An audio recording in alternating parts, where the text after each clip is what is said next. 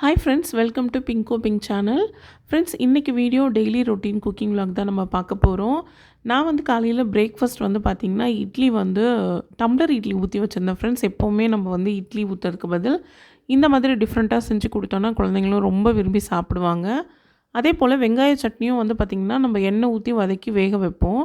நான் வந்து இந்த முறை வெறுமனே தண்ணி ஊற்றி வேக வச்சுட்டு இந்த தண்ணியை இருத்துட்டு மிக்ஸி ஜாரில் போட்டு அடிச்சுட்டு அதுக்கப்புறமா எண்ணெய் ஊற்றி கடுகு, சீரகம், மிளகாத்தூள், வெறும் மிளகாத்தூள் போட்டு அதை கொஞ்சம் நேரம் வதக்கி விட்டதுக்கப்புறம் இந்த அரைச்ச விழுதெல்லாம் போட்டு மிக்ஸ் பண்ணி சட்னி ரெடி பண்ணேன். நம்ம வெங்காய சட்னி எப்போவுமே எண்ணெயில் தான் வதக்குவோம். பட் நான் இந்த முதல் தண்ணி வந்து ஊற்றி வேக வச்சு மிளகாய்க்கு பதில் இந்த மாதிரி சில்லி பவுடர் போட்டு செஞ்சுருந்தேன். ஸோ இந்த சட்னியும் டிஃப்ரெண்ட்டாக சூப்பராக இருந்தது.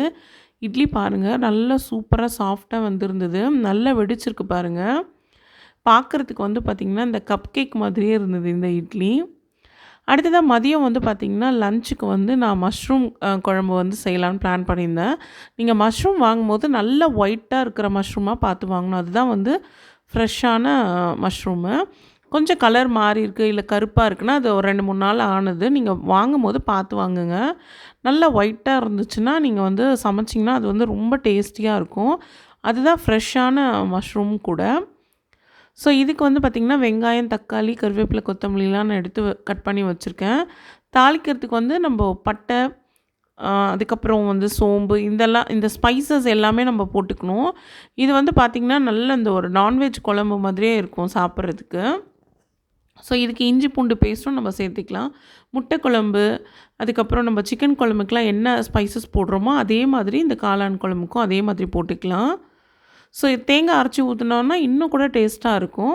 நான் வந்து தேங்காய் கடைசியாக ஆட் பண்ணிக்கிறேன்.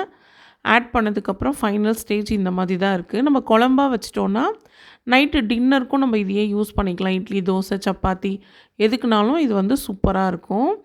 காளான் குழம்பு வந்து பார்த்திங்கன்னா வீட்டில் எல்லாருக்கும் ரொம்ப பிடிச்சது. வீட்டில் வந்து குழம்பு மிளகாத்தூள் வந்து தீர்ந்து போயிடுச்சு ஃப்ரெண்ட்ஸ். அதனால் நான் வந்து என்ன பண்ணேன்னா, நான், அம்மா, அக்கா 3 பேரும் வந்து பார்த்திங்கன்னா சேர்த்து ஒன்றா அரைச்சிக்கலாம் அப்படிங்கிறதுனால ஒரு 3 kg கிட்ட வந்து நாங்கள் அரைச்சோம். மொத்தமாக மில்லில் கொடுத்து அரைச்சி எடுத்துகிட்டு வந்தாச்சு. இது அங்கேயே ஆற வச்சு தான் கொடுப்பாங்க. இருந்தாலும் நம்மளும் வந்து வீட்டில் வந்து ஒரு பேப்பர் விரித்து நல்லா வந்து நீங்கள் ஆற வச்சுருங்க. சூட்டோடு வைக்கக்கூடாது. நல்லா ஆறினதுக்கப்புறம் நாங்கள் என்ன பண்ணோன்னா 3 பேரும் வந்து ஒரு தனித்தனியாக வந்து ஒரு கவரில் போட்டுக்கிட்டோம். நானும் அக்காவும் தனி கவரில் போட்டுக்கிட்டோம். அம்மாவுக்கு வந்து பார்த்திங்கன்னா வீட்டில் பயன்படுத்துறதுக்கு அவங்களுக்கு வந்து ஒரு பக்கெட்லேயே போட்டுக்கிட்டாங்க. நாங்கள் வந்து இந்த மாதிரி பல்காக அரைச்சிக்கிட்டு 3 பேரும் வந்து பிரிச்சுக்குவோம். இதே போல் மஞ்சள் தூளும் வந்து பார்த்திங்கன்னா இதே மாதிரி ஒரு 1 kg அந்த மாதிரி அரைச்சிக்கிட்டு கூட நம்ம இந்த மாதிரி 3 பேர் 4 பேர் நம்ம வந்து பிரிச்சுக்கிட்டோன்னு வச்சுக்கோங்களேன்.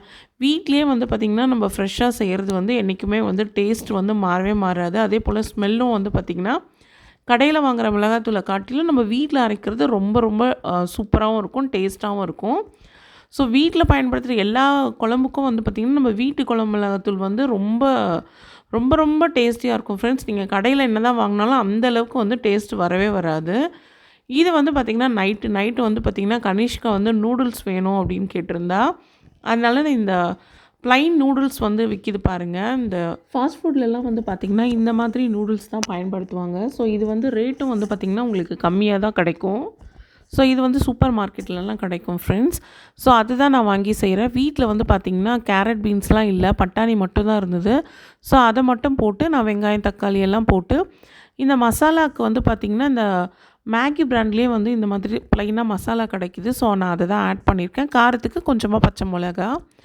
ஸோ இதெல்லாமே போட்டுட்டு நூடுல்ஸை வந்து நம்ம வேக வச்சு எடுத்தோன்னா சூப்பராக சுவையாக வந்து நமக்கு வீட்லேயே வந்து நூடுல்ஸ் பண்ணி கொடுத்துலாம். குழந்தைங்களுக்கு வந்து பார்த்திங்கன்னா இந்த மாதிரி செஞ்சு கொடுத்தோன்னா நம்ம கடையில் வாங்குறத தவிர்க்கலாம். அவங்க கேட்குறப்ப இந்த மாதிரி நம்ம செஞ்சு கொடுக்கலாம். ஓகே ஃப்ரெண்ட்ஸ், இந்த வீடியோ உங்களுக்கு பிடிச்சிருக்கும்னு நினைக்கிறேன். பிடிச்சிருந்தா மறக்காமல் நம்ம சேனலை சப்ஸ்கிரைப் பண்ணுங்கள். நெக்ஸ்ட் வீடியோவில் பார்க்கலாம் ஃப்ரெண்ட்ஸ்.